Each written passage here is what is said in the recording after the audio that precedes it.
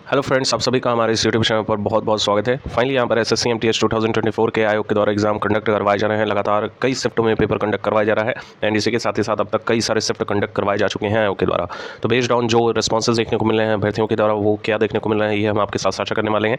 Basically इस video में आपको पता चलने वाला है कि सेशन 2 में आपके कितने मार्क्स है, तो 100% आपकी एक जॉब सिक्योर हो जाएगी एमटीएस में या फिर हवलदार में। यहाँ पर हम तीनों ही एज ग्रुपिंग की बात करने वाले हैं। इसमें age group 18 to 25, 18 to 27 and हवलदार के पोस्ट जो निकले हैं उस पर भी डिटेल से यहाँ पर डिस्कशन किया जाएगा। सबसे ज़्यादा नॉर्मलाइजेशन हमारा किन शिफ्टों में होने वाला है, इस पर भी डिटेल से हम यहाँ पर डिस्कशन करने वाले हैं। 100% जो हम आपको कट ऑफ बताने वाले हैं इर्द गिर्द उसी के यहाँ पर कट ऑफ आपको लास्ट वाली देखने को मिलेगी।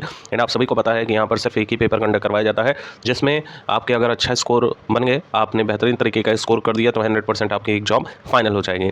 पहले क्या था कि पहले आपके 2 से 3 चरण कंडक्ट करवाए जाते थे, लेकिन यहाँ पर फाइनली प्रीवियस ईयर से यहाँ पर काफ़ी ज़्यादा एसएससी ने एमटीएस को लेकर चेंजेस किए हैं।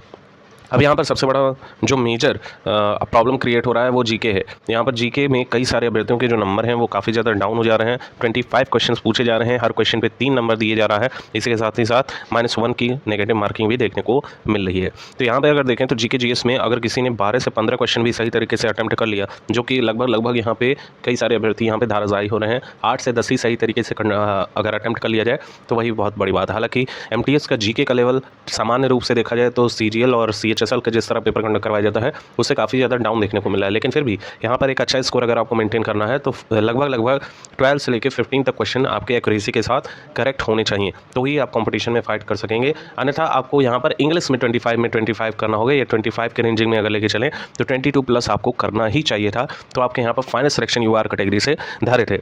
अब यहाँ पर देख लिया जाए कुछ और भी डाटा है हमारे पास, जैसे कि आपका पेपर जो है अगले मंथ 14 तारीख तक कंडक्ट करवाया जाएगा। और यहाँ पर देखा जाए तो पिछले मंथ से स्टार्टिंग हुई है, तो लगभग 1.5 मंथ का समय यहाँ पर लग रहा है पूरे पेपर को कंडक्ट करवाने में। इसमें बीच में कुछ जो है अगस्ट हॉलीडेज़ भी हैं, जिसकी वजह से यहाँ पर इतनी लंबे प्रोसेस जा रहा है। 1 मंथ में ही कंडक्ट करवा लिया जाता है। हालांकि लगभग देखा जाता है हर बार 50 से लेकर 54 लाख अभ्यर्थी यहाँ पर फॉर्म डालते हैं, लेकिन उपस्थिति की बात करें तो लगभग 20 से 25 लाख ही, यानी कि 50% ही जो एस्पिरेंट हैं वो यहाँ पर पार्टिसिपेट करते हैं। तो ये हर बार का कॉमन चीज़ है, तो इस पर डिटेल से ना जाकर केवल वही अभ्यर्थी सेलेक्ट होता है जो कहीं ना कहीं सीजीएल की प्रिपरेशन कर रहा है, सीएचएसएल की प्रिपरेशन कर रहा है, सीएचएसएल का भी पेपर दे रखा होगा। अभी हाल ही में सीजीएल के पेपर कंडक्ट करवाए गए हैं तो उसकी पेपर दे रखा होगा। तो कहीं ना कहीं ऐसा एस्पिरेंट जो है वो यहाँ पर बाजी मार लेता है। अब यहाँ पर अगर हम बात करें तो इस क्राइटेरिया को ध्यान से आप समझ लीजिएगा कि सेशन 1 में आपके 30% क्वेश्चन सही होने ही चाहिए, यानी 50 में से आपके 30 क्वेश्चन अगर देख के चलें तो यहाँ पर 5 या 15 होता है, 15 क्वेश्चन मैथ प्लस रीजनिंग के करेक्ट होने चाहिए, तभी आपकी जो आंसर शीट है वो चेक की जाएगी।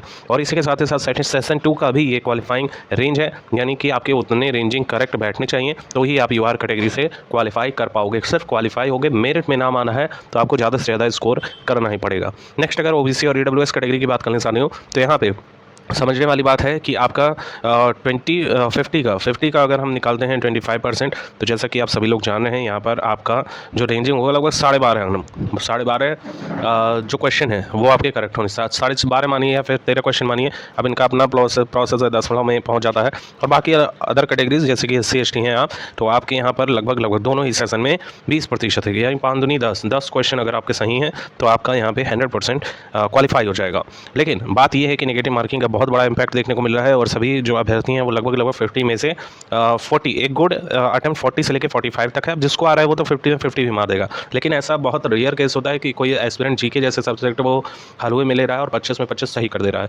तो यहाँ पे 40 से लेकर 45 एक गुड अटेम्प्ट है, जिसमें करेक्शन की बात करें तो यहाँ पे 30 से लेकर 35 क्वेश्चन अगर आपके सही बैठ रहे हैं तो बहुत बढ़िया आप स्कोर कर पा रहे हैं एक्यूरेसी के साथ। यहाँ पे अगर हम 35 ही लेके चलते हैं तो इसका मल्टीप्लाई अगर 3 से करें तो यहाँ पर हमारे पास निकल कर आता है 105 नंबर। और यहाँ पर अगर 30 को लेके चलें तो 30 का अगर हम करते हैं 3 से मल्टीप्लाई तो 90 क्वेश्चन, तो 90 से लेके 105 एक एवरेज औसतन स्कोरिंग आपको करनी ही चाहिए, ताकि आपका नॉर्मलाइजेशन में कम से कम 10 से लेकर 15 अंक तक बूस्ट हो। तो ये सारी कैलकुलेशन आपको समझाने के लिए है। इसी के साथ ही साथ अगर हम देखें तो यहाँ पे साथियों बहुत सी चीज़ें यहाँ पर देखने को मिल रही हैं। अभी तक आपने चैनल को सब्सक्राइब नहीं किया है तो सब्सक्राइब करके जरूर रखिएगा। आने वाली सारी लेटेस्ट अपडेट आपको A to Z आपके ज्वाइनिंग तक हमारा चैनल ऑथेंटिसिटी के साथ प्रोवाइड करता रहेगा। अब यहाँ पर अगर साथियों बात करें तो यहाँ पे 2 तरह की एज ग्रुपिंग बनाई जाती है। एक आपकी हो जाएगी 18 से 25 वर्ष का, और एक आपका हो जाएगा 18 से 27 वर्ष का, यानी आप दोनों में फाइट कर सकते हैं। अगर आपके 27 साल उम्र है तो आप 18 से 25 वाले में भी फाइट कर पाएंगे, 18 से 27 वाले में भी फाइट कर पाएंगे, इसी के साथ ही साथ हवलदार में भी फाइट कर पाएंगे। अब यहाँ पर बात ये फंसती है कि हवलदार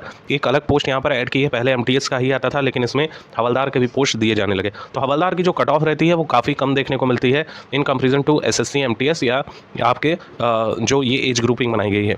तो आप प्रीवियस ईयर का भी डाटा उठा के देख लीजिएगा, हवलदार की जो कट ऑफ रहती है वो डाउन ही जाती है, 10 से 15 अंकों का गैप रहता है। अब अगर आप एमटीएस का क्वालिफाई कर लेते हैं, एमटीएस की कट ऑफ अगर आप क्वालिफाई कर लेते हैं तो यहाँ पे आपका आसानी से हवलदार वाला भी क्लियर हो जाएगा। तो यहाँ पे आराम से आप क्लियर कर पाओगे।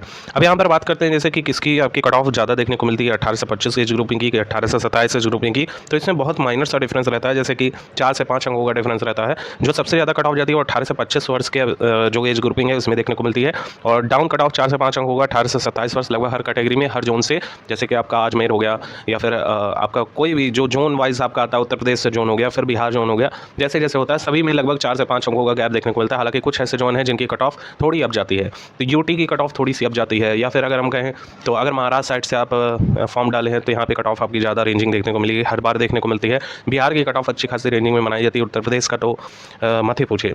अब यहाँ पर ओवरऑल हमारे पास वैकेंसी बहुत अच्छी है साथियों। मल्टीटास्किंग की इसी में दोनों ग्रुपिंग शामिल है, इसमें 18 से 25, 18 से 27 दोनों की एज ग्रुपिंग यही है। हम आपको डिटेल से अगले वीडियो में इसका वृहद एनालिसिस करके दिखा देंगे कि किस जोन में कितनी आपकी सीटें हैं 18 से 25 और 18 से 27 वाले में। हवलदार की 3439 पोस्ट हैं जो कि काफ़ी अच्छी खासी हैं, पिछले साल से अगर कंपेरिजन करें तो बहुत बेहतरीन यहाँ पर वैकेंसी आपको देखने को इस बार मिल रही है। लेकिन दिक्कत ये है कि ये मोटे रॉ में है, रॉ फिगर में आपको ये देखने को मिल रहा है। आप अपने कैटेगरी से देखेंगे तो वही देखने को मिलेगा कि हर जोन में आपके किसी में 100 है, किसी में 200 है, किसी में 400 है, इसी तरह की आपके वैकेंसी देखने को मिलेगी। किसी किसी में तो 20 वैकेंसी है एमटीएस की। तो अब यहाँ पर बात कर लेते हैं साथियों कि हमारी जो कट ऑफ है वो किस रेंजिंग में लाई कर सकती है। हमने आपको दिखाया कि अगर आपके 105 नंबर तक बैठ रहे हैं तो एक सेपरेट जोन में है। अगर आपको सिलेक्शन 100% सिक्योर करना है कि आप एमटीएस में सिलेक्शन चाहते हैं या हवलदार में चाहते हैं, तो आपकी स्कोरिंग क्या रहनी चाहिए। आपको बेहतरीन तरीके से अगर हम समझाएं इस मोटे फिगर में, तो सेशन 1 में तो सिर्फ क्वालिफाइंग है, यानी आपको क्वालिफाई कर सकते हो, कोई नेगेटिव मार्किंग नहीं है। अगर अंधाधुन भी आप टिक मारोगे तब भी सही हो जाएगा। अब यहाँ पर अगर सेकंड वाले में बात करें तो 25 में अगर आपके 15 क्वेश्चन तक एक्यूरेसी के साथ बैठ रहे हैं, 15 क्वेश्चन, अगर 15 नहीं है तो 12-13 भी हैं तब भी चलेगा, लेकिन इंग्लिश में आपको 22 से 23 क्वेश्चन सही करना पड़ जाएगा। औसतन अगर आप सिलेक्शन चाहते हैं यूआर कैटेगरी से तो 15 क्वेश्चन सही तरीके से अटेम्प्ट करना होगा। इंग्लिश की बात करें तो इंग्लिश कॉम्प्रीहेंशन में लगभग आपको यहाँ पे 18 क्वेश्चन तक सही तरीके से अटेम्प्ट करना ही होगा। तो एक 20 हो जाएगा और 8 पास 13 हो जाएगा। तो यहाँ पर अगर देखें तो 33 क्वेश्चन यहाँ पर नियर अबाउट में बन रहा है, या 99 क्वेश्चन। और यहाँ पर कई सारे अभ्यर्थी, जैसा कि हमने आपको स्टार्टिंग में ही बताया, सीजीएल के, सीएचएसएल के, सीपीयू जैसे अभ्यर्थी बैठ रहे हैं, तो इंग्लिश में 25 में से 18 उनके लिए बहुत कॉमन हो जाता है। तो कहीं ना कहीं ये जो कंपटीशन को बूस्ट कर रहे हैं, जैसे कि कट ऑफ आपकी 120 125 तक जाती है, देखने को भी मिलता है। तो ये यहाँ पर 22 क्वेश्चन तक बड़ी ही आसानी से कर पाते हैं, जिसकी वजह से आपकी जो कट ऑफ है वो आपकी ज़्यादा चली जाती है। 37 मान लीजिए कोई अभ्यर्थी 50 में कर रहा है, अब इसका मल्टीप्लाई अगर कीजिए तो आप खुद देखिएगा कि कितना भाग आपका बन रहा है। तो यहाँ पर 7 त्रिक 21 हो जाएगा, 2 यहाँ पर जाएगा, 3 त्रिक 9, 2 11, यानी कि 111 नंबर तक इसके बन जाएंगे। और 111 नंबर आउट ऑफ 150 एक बेस्ट स्कोर बनता हुआ दिखाई दे रहा है। आपको कैलकुलेशन इसलिए करके दिखाया जा रहा है ताकि आप समझ सकें एक बेस्ट सिनेरियो क्या हो रहा है कि अगर आप किसी भी जोन से एकदम सिक्योर चाहते हैं कि आपका यहाँ फाइनल हो जाए, तो आउट ऑफ 150 आपके नॉर्मलाइजेशन के बाद जो स्कोर होने चाहिए 120 से लेकर 125 के राउंड फिगर में होना चाहिए। अब हर शिफ्ट का अगर देखें तो सबसे पहले स्टार्टिंग की जो शिफ्ट कंडक्ट करवाए गए हैं उनको बिल्कुल नहीं पता होता है कि पेपर का लेवल कैसा आ जाएगा। तो कहीं ना कहीं फर्स्ट शिफ्ट का जो है उसमें 15 नंबर का आपको बूस्ट देखने को मिलेगा, एंड इसी के साथ ही साथ बाकी जैसे जैसे आपके हार्ड शिफ्ट बन रहे हैं उसमें 15 के नियर अबाउट रहेगा। एंड जो ईजी शिफ्ट पूछे जा रहे हैं उसमें कहीं ना कहीं 8 से 10 नंबर का ही आपको नॉर्मलाइजेशन का बेनिफिट मिलता हुआ दिखाई देगा। एंड हवलदार के पोस्ट के लिए अगर आपको फाइट करनी है तो 115 नंबर रॉ स्कोर में आपको लाना पड़ेगा, चाहे आप किसी भी जोन से लाई कर रहे हैं। अब अगली वीडियो में हम डिटेल से इसका एनालिसिस करने वाले हैं, तो चैनल को दबाकर सब्सक्राइब कर लीजिएगा, वीडियो ज़्यादा से ज़्यादा लाइक कीजिएगा। Thank you so much for watching, keep updated and stay tuned.